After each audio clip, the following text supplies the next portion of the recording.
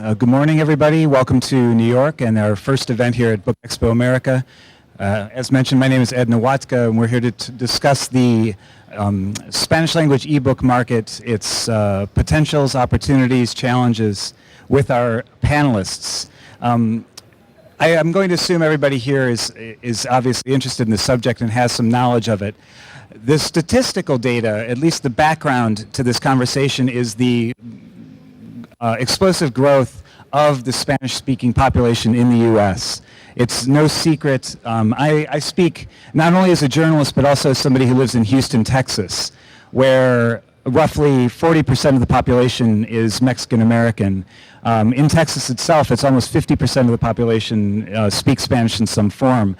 When you look at the changing demographics of the U.S., we're talking statistically, according to the U.S. Census, which is always comes under some doubt and some scrutiny, the last census data indicated about 30 million native Spanish speakers in the U.S. But when you factor in undocumented workers, you factor in second-generation Spanish speakers, that number rises to 50 million.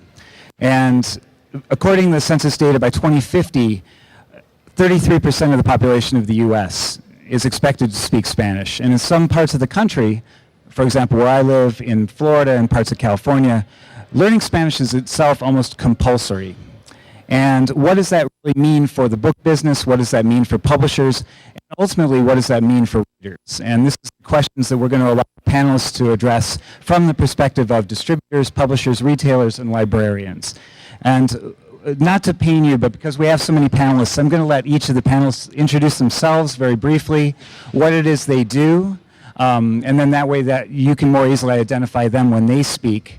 And they're going to, each person comes from a different perspective and a context. And the idea is that we're going to try to start a dialogue amongst the panelists to get their different points of view and give you an entire picture.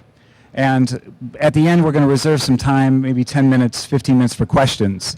And we hope that you'll be obviously respectful. Very, very often there's a lot of controversy because different countries, different cultures in the Spanish-speaking world have different challenges. So what somebody says regarding Spain might not apply to Latin America. We understand that, but please be patient. We'll try to address everybody's issues and concerns.